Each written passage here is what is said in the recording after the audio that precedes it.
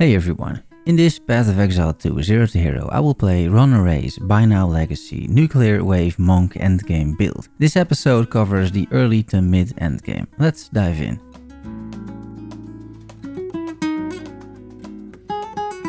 In the previous episode I was a one-button build, but that is about to change. At least that is what I believe at this point, as Tempest Bell and Tempest Flurry get some support gems. I have 4 links for both of these skill gems. This is a very early map, tier 1. You get an idea of what the build does. The loot filter at this stage is not strict at all. I am taking any upgrade I can get, I am not picky, and I make 2 to 3 trips to my hideout per map. I make my weapon 20% quality, every little bit helps after all. I see this warning sign for the first time, almost get one shot by the boss anyway, and there's more loot. First upgrade of the video, these gloves, and you can see the resistances, which are trash. I make it to the Wildwood, that's a fun map, and it gets you a bunch of omens. Next upgrade, boots. Can't wear these yet as I need the dexterity on my current boots, so in those cases I don't immediately fix it straight away but store it in the stash. Here's a bunch of essences, a pretty cool unique which I ultimately don't end up using. I do various league mechanics as I need to get as much out of my maps as possible. I consider this quarterstaff which drops from the ground, but I decide against it. From the ritual rewards I tend to take currency. I salvage everything I can, in this case a flask, and upgrade my own flasks. And rare monsters drop decent amount of currency too after the 0.2 buffs. When it comes to crafting, I tend to use my resources early. At this stage of the early endgame, upgrades are very valuable, so I spent those essences already. I will get them back later. I see this tiara in my inventory, that's pretty good. An exalt slam provides life, I put a socket on it, put a fire resistance rune in there, and those gloves from earlier I can now equip as well, with a life rune. I kill the first corrupted boss, who now gives 5 Atmos passive points plus a random rogue. I'm gonna focus on rare monsters for now, and I want to make it to shrines as soon as possible. I upgrade my Stormwave to level 15, get Ingenuity for that massive intelligence boost, kill the map boss who drops a ton of waystones which are very useful at this stage, and get this iron ring, which is a big upgrade as I am looking for flat damage and attributes. As I have a few more exalts after running some more maps, it is time to gamble for more upgrades, so I take out the chest and slam it a few times. This is a great piece.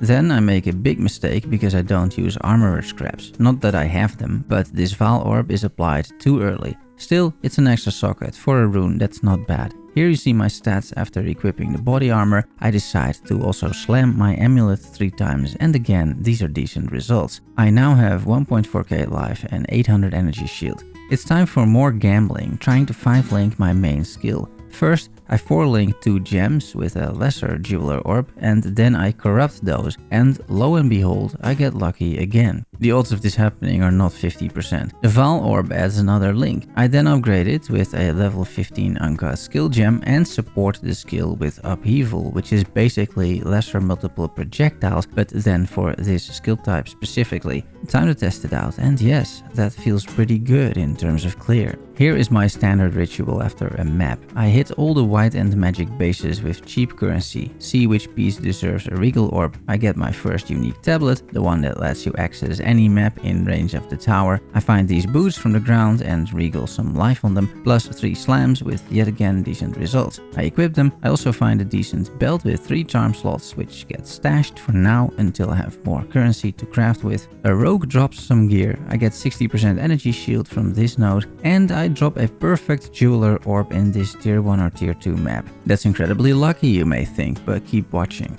This means I can put my 20% quality Stormwave back in, use the jeweler orb on it, support it with ambush, which adds 100% more crit chance against full life enemies, and while I'm at it, I upgrade cast on crit for bosses. I find a Wake of Destruction, a potential upgrade. I reach level 72, I get a greater essence of electricity, I juice up the neighborhood with 3 tablets. Here is some tier 3 map boss damage for you to give you an idea of the current state. I drop a rabbit talisman, which isn't useful for my build, but but it is pretty rare. I drop a Greater Jeweler Orb not that much later, and a bunch of currency from a strongbox. These are buffed quite a lot in 0.2. I craft myself an Emerald with 4 useful affixes. That Greater Jeweler Orb goes on Tempest Flurry, which you can see in action here. After one combo, I can drop the Tempest Bell for more damage, but it does feel pretty clunky, I must say. I find a new helm, slam it a few times, and this is decent with 240 energy shield. In this clip, you can see I have 1400 life and 1400 energy shield. I replace my gloves and belt and round out resistances at roughly 60% for now. I have 3 charms, so I'm getting stun immunity, and I socket some more fire resist in my gear. I roll a Sapphire Jewel, this isn't bad at all, and look what I'm getting here. Guys, twice in a few hours, this isn't a coincidence anymore. It goes on the cast on crit. I slot 2 more support gems in, and there is more strongbox loot. This is just a magic strongbox for reference. I slam these gloves that I found twice, it's a pretty good result. I have over 2k energy shield now. I slot in some cold resistance, and I'm nearing that elemental resistance cap. I craft on the fly as well. I always have 2 stacks of transmutes and augments with me, so I can tell quickly if a white item has potential. I get a new flask with quality from the ground, and I use the custom map marker feature for the first time. It's very cool. You can do this by right clicking on the atlas.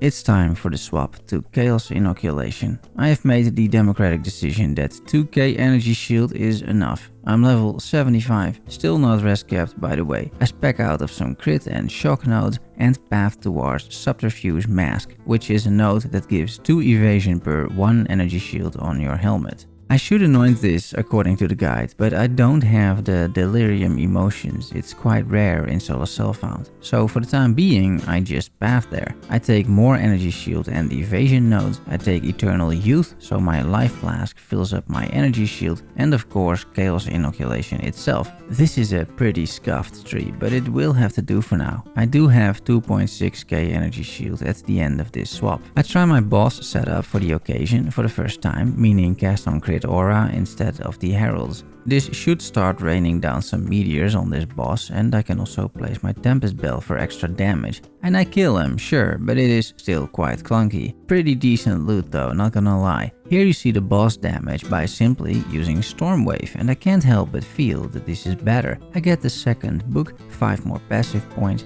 I craft the start of decent boots, use a greater essence to get lightning res, finish it with 3 slams, and it's not so lucky, but it is an upgrade. I spice up the neighborhood some more, level up a skill to level 16, craft another decent base on an unset ring which goes to the stash for later use. I take more energy shield nodes. I am at 3.2k energy shield currently, run a logbook which gives tons of currency, have a bit of fun with acceleration shrines which I'm speccing into, find another Greater Jeweler Orb, get unlucky with this slamming exercise as I don't get movement speed, 5-link the Tempest Bell and support it with concentrated effect. A quick tip as I just mentioned it, but you should really run those logbooks and then open those side areas for these war chests or war hordes. They contain so much currency and you can find multiple per zone. I reach level 78, craft a pretty meh sapphire ring, I do another smooth kill of a corrupted boss and get yet another 5 points in the Atlas passive tree, and those points are all going in shrines and strongboxes. I drop these gloves from the ground,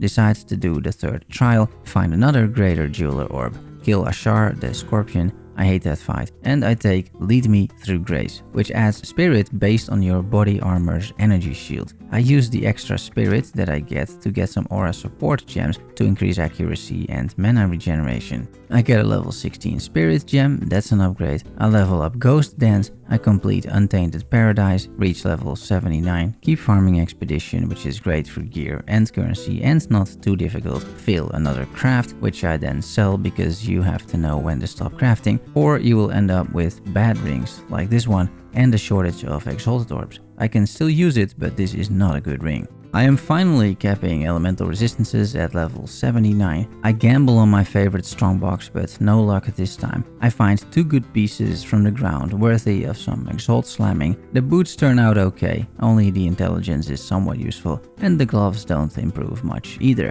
I decide to try my luck with chaos orbs, but I fail unfortunately. The boots go into the stash because right now I can't solve resistances. Depending on how much exalts I have, I slam some pieces, but I always want to have at least 10 to 15 exalts to use should I find an insane piece. The helm that I'm making here is pretty good. I quality it, and it too goes back to the stash to wait for more pieces of the puzzle. The skitter mind gets taken down, and wouldn't you know it, yet another perfect jeweler orb. This is great that these just drop now in Soul Self-Found, and it's a very welcome change. I upgrade Stormwave to level 17, 6-link Tempest Bell, supported with Heavy Swing, and here you see that stuff in action. I think this is a tier 10 map, give or take. Here's another greater jeweler. I reach level 82, craft myself a pretty decent quarterstaff, although I can't use it yet. I put 20% quality on it, put a decent ground loot vile robe in the stash for later when I have more exalts to spare. I drop a divine, I think that's my first. I regal orb those boots and turn it into a decent crafting base for later. It goes in the stash. The next skitter bites the dust. I get a decent ring with resist and attributes. I specialize into Asmiri Wisps, which I pretty much instantly regret, because these empower those monsters. They get overpowered super quickly and dance around and kill you. I don't think this is very fun, or rewarding for that matter. More neighborhood spiciness. I spec out of spirits and just take more shrines and strongboxes. I find another vile robe, which I chaos orb.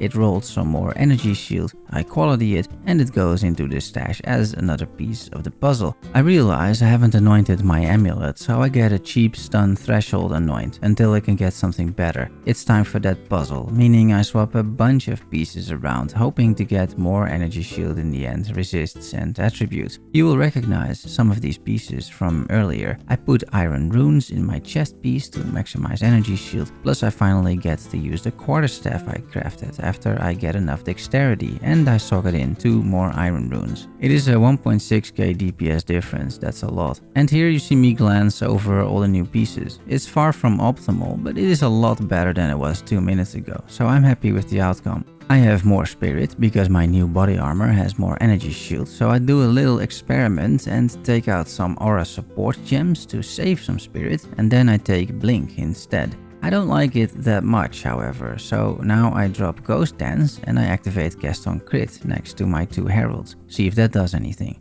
And it does something, you can tell the occasional comet falling down, but I'm not impressed. I realize Herald of Thunder is still level 9 for some reason, so it's time to upgrade that to level 17. And I continue experimenting with my excess spirit with Blasphemy. I put in the Temporal Chains Curse, slowing enemies around me, supported with Expanse, which I'm not sure does anything, but the aura setup works quite well. All these enemies around me are slowed as a result, adding a decent defensive layer. I get a new life flask, craft a decent base ring with essences, which goes into the stash. Talking about stashes, I purchased the Socketables tab. I think GGG deserves my money with all these updates and the current state of the game. I get a great flowing raiment base. I slam it with some bad mods, sort of salvage the whole thing by turning 1 bad mod using a chaos orb into 20 intelligence, and while I'm not wearing it straight away, it is a decent item. I get a potential gloves upgrade from the ground. I get an emerald to go into my jewel socket. I reached level 88 while being under the influence of yet another acceleration shrine. I love these things, and I keep loving strongboxes. It's so much currency in Soul Self-Found, it's absolutely amazing.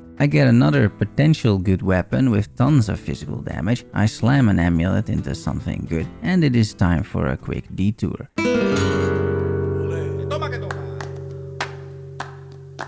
I desperately need a low-level Herald of Ash because I over-leveled it and the strength requirements are absolutely killing me. So I create a new character in Soul Self-Found. I saved up a bit of twink gear, craft a decent quiver for level 2. I 4-link lightning arrow and lightning rod, and within an hour or so I killed the king in the mists to get that level 4 uncut spirit gem, and now I can use that on my main character, removing that strength burden. So it's back to my main character. I can equip a new amulet, the one I just made, and then I realize Ronarray has updated his build into honestly something completely different. New skills, a new passive tree, all of that is new. Fortunately, the legacy version is still available, but at the moment of writing I am transitioning to the latest update of the build, which uses charged staff and flicker strike and power charges and other stuff that I still need to read up on and understand. Which leaves me in a little bit of a difficult position, as going over my gear and skills right now really doesn't make a lot of sense. I'm halfway through a transition. On top of that, I don't fully understand how the build functions, so talking about that doesn't seem like a great idea. As this video is already long enough, I will just save this portion of the build for the next episode, which will hopefully include some pinnacle content as well. That's at least what the build advertises. Although I am in solo self-found, I'm not going to be able to get all these pieces. But talking about pieces, I do finally get to wear this new chest piece that you saw before. 657 energy shield. I think that's pretty good for solo self-found. And with some adjustments, this much energy shield provides enough spirit to activate Ghost Dance, Herald of Thunder, Herald of Ash and Cast on Crit. I put another random and cheap anoint on my new amulet, and here you see the build in action so far. I really don't know what I'm doing yet, but I do generate power charges, which allows me to charge my staff, and that does extra lightning damage. This is a 6 mod tier 14 map, so it's smooth sailing as you can tell. Next episode, once the build is more optimized and the passive tree makes sense and the whole thing makes sense to me, I will tell you all about it. I will, as a courtesy, provide my path of building, but I really suggest you follow the actual guide on Mobalytics. Thanks for watching and making it to the end. Please like and subscribe for more SSF PoE 2 content. Love you all. See you soon. Bye bye.